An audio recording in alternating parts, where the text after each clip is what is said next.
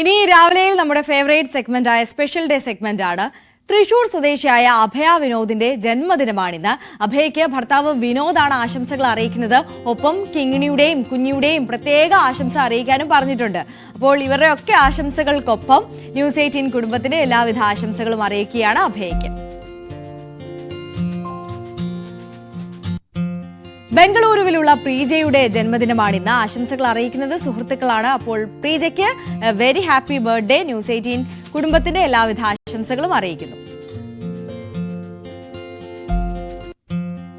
മലപ്പുറം സ്വദേശിയും തറയിൽ auto hub managing പാർട്ട്ണറുമായ രാകേഷ് ബാബുവിന്റെ ജന്മദിനമാണ് ഇന്ന്.